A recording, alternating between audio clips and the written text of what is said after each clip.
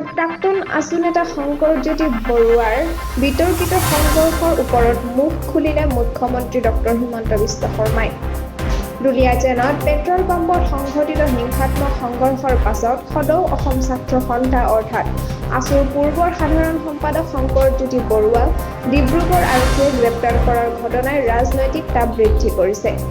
এই পটভূমিত বুধবাৰে অসম মুখ্যমন্ত্ৰী হিমন্ত বিশ্ব শৰ্মাই চৰকাৰৰ স্থিতি স্পষ্ট কৰি আৰক্ষীৰ পদক্ষেপক সমৰ্থন জনায়।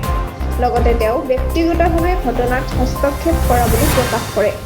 মুখ্যমন্ত্ৰীগৰাকীয়ে কয়, শংকৰজ্যোতি বৰুৱাৰ ওপৰত ভাৰতীয় দণ্ডবিধিৰ ৩০৭ ধাৰা অৰ্থাৎ হত্যাৰ চেষ্টা অনুসৰি গোচৰ ৰুজু কৰা হৈছে।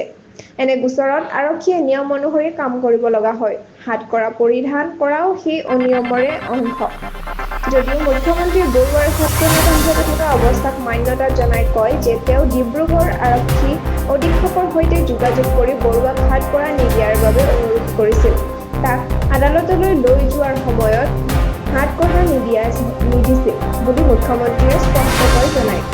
বৰুৱাক মে ১৮ তাৰিখে নিশা প্ৰাথমিকভাৱে আটক কৰা হৈছিল আৰু পাছত ১৯ মে তাৰিখে আনুষ্ঠানিকভাৱে গ্ৰেপ্তাৰ কৰা হয়। তেওঁক দুটা পৃথক FIR-ৰ অধীনত নমোৱা হৈছে। কেছ নং 89/2025 আৰু কেছ নং 90/2025। দ্বিতীয়টো কেছত ভাৰতীয় দণ্ডবিধিৰ 10টা ধাৰাৰ অধীনত অভিযোগ ৰুজু কৰা হৈছে। এই সময়ত মুখ্যমন্ত্ৰীৰ মন্তব্য আহিছে যে যেতিয়া ছাত্ৰ আন্দোলনকাৰীৰ ক্ষেত্ৰত আৰক্ষীৰ অত্যাধিক বল প্ৰয়োগ সন্দৰ্ভত ৰাজহুৱা ক্ষোভ আৰু ৰাজনৈতিক বিতৰ্ক বাঢ়িছে। সংযুক্ত হৈ থাকক অসম নিউজ এক্সপ্ৰেছ চেনেলটোৰ লগত। চেনেলটো লাইক, কমেণ্ট, আৰু ছাবস্ক্ৰাইব কৰিবলৈ নাপাহৰিব। লগতে কাষতে থকা বেল আইকনটো দবাবলৈ নাপাহৰিব।